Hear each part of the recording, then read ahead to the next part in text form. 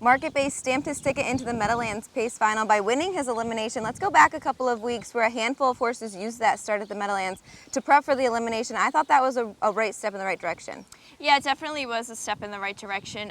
He was a little sick in the North American Cup elimination, which is why he didn't finish very well in that race. So, and then he got a week off after that, and then he ran in the Messenger final, or in the elimination of the Messenger. So he definitely needed a start under his belt to kind of make him go forward.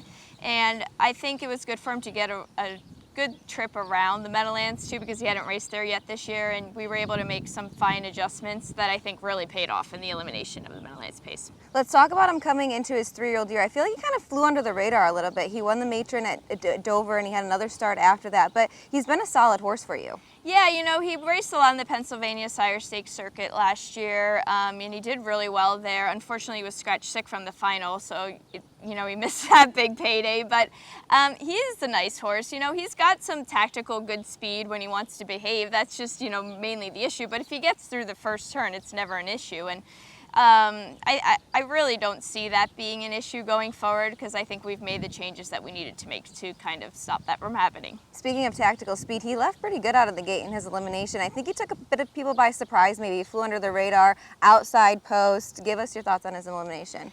Well, definitely, I was a little bit surprised that Dex chose to leave with him that hard, but it was obviously the right move. He likes to be on the front. He likes to be involved. He's, not a very big horse, so he's not a horse that can do a lot of grinding work. He's probably better, utilizing his speed and kind of getting himself into a good position. So as far as that goes, the elimination worked out perfect. He had a perfect two-hold trip, and was able to come out late and hold off the horses coming on the outside of him. And he is very honest, so like when they do come on him, he will give his best effort for sure. You mentioned he's not that very big of a horse. We spent a little time with him this morning. He seems like a cool horse to just be around in general. Yeah, he's like a little cartoon character. He's got a little bit of a white eye and the blaze, and he's a little goofy sometimes, but he's definitely a nice horse to be around. How do you feel going into the final this week? Obviously there's some things that are going to need to go our way. He's going to need to get a good trip.